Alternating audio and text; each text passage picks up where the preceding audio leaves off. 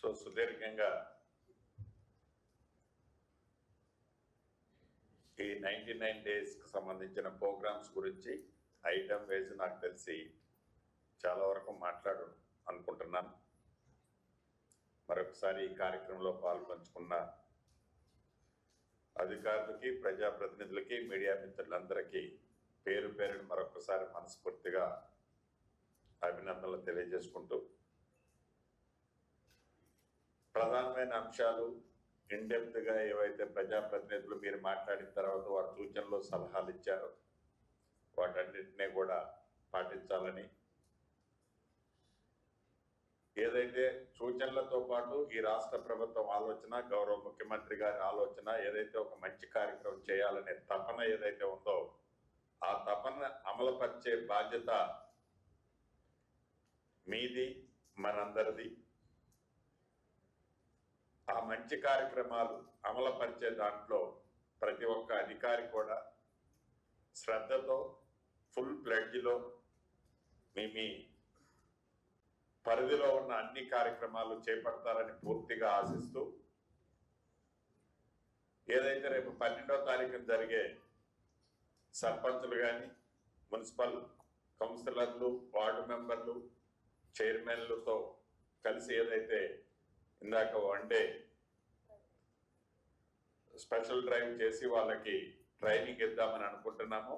దాంట్లో సర్పంచులకి కనీ విని ఎరిగిన రీతిలో డైరెక్ట్ గా కేంద్ర ప్రభుత్వం నుంచి మన రాష్ట్రానికి రావాల్సిన నిధులు వచ్చాయో, ఇంకా వస్తున్నాయి. ఇప్పుడు ఎంత వచ్చాయో అంతకంటే ఇంకొక 5-10% ఎక్సెస్ కూడా అదనంగా వారి అకౌంట్ లో ఈ 10 రోజులు 15 రోజుల్లో జమ కాబోతున్నాయి.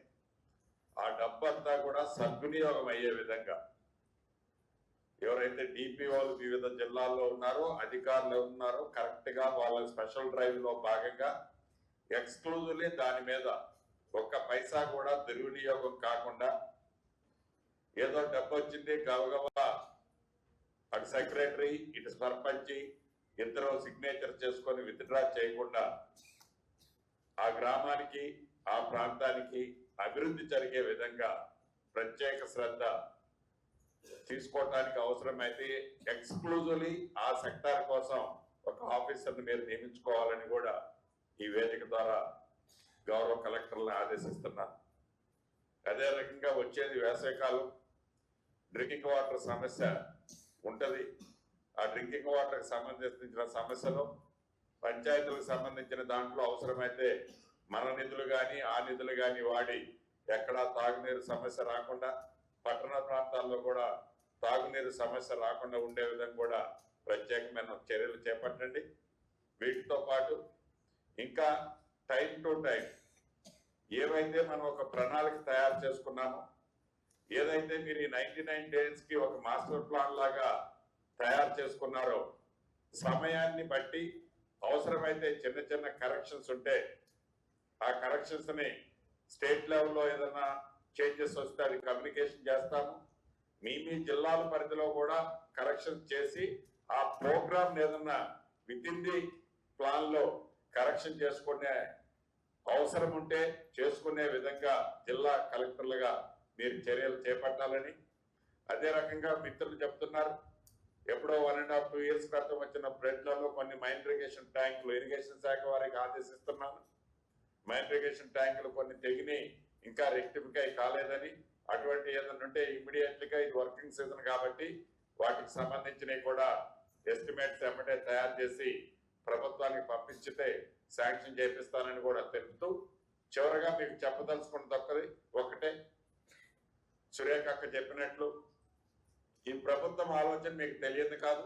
ఈ ఆలోచన ఒక ముఖ్యమంత్రి గారు, ఒక మంత్రులనో, ఒక శాసనసభ్యులనో, ఒక ఎమ్మెల్సీనో, ఒక పార్లమెంట్ సభ్యులనో అనుకుంటే సరిపోదు. లక్షల్లో ఉన్న ఎంప్లాయీస్ గా ఉన్న మీరు ఈ ప్రభుత్వం యొక్క ఆలోచనని ప్రజల వద్దకి చేర్చి దాన్ని డెలివర్ చేయాల్సిన బాధ్యత ప్రభుత్వ ఉద్యోగుల కంటే కూడా ఒక మంచి అవకాశం మీకు ఉన్నది. కాబట్టి ఈ రోజు ఒక దగ్గర కలెక్టర్ ఉంటారు, రేపు మళ్ళీ మీరు కలెక్టర్ చేయాలనే ఆప్షన్ కావాలన్నా ఒక 3 years 4 years తర్వాత ఇంకొక పొజిషన్ కి మీరు వెళ్తారు. కలెక్టర్ గా మీరు చేయాల్సిన ఆ రోజు చేయాలనుకుంటే చేయలేరు. అదే రకంగా మీ కింద ఉన్న అధికారులు కూడా అదే రకంగా వారి కింద ఉన్న అధికారులు కూడా ఈ ఆపర్చునిటీ ఆప్షన్ ఏదైతే మీకుందో దీన్ని ప్రాపర్ గా యూటిలైజ్ చేసుకొని ప్రజలకి మంచి చేసే దాంట్లో పూర్తిగా మీరు భాగస్వాములు అవ్వాలని మనస్ఫూర్తిగా కోరుకుంటూ మీ అందరి దగ్గర సెలవు తీసుకుంటున్నాను.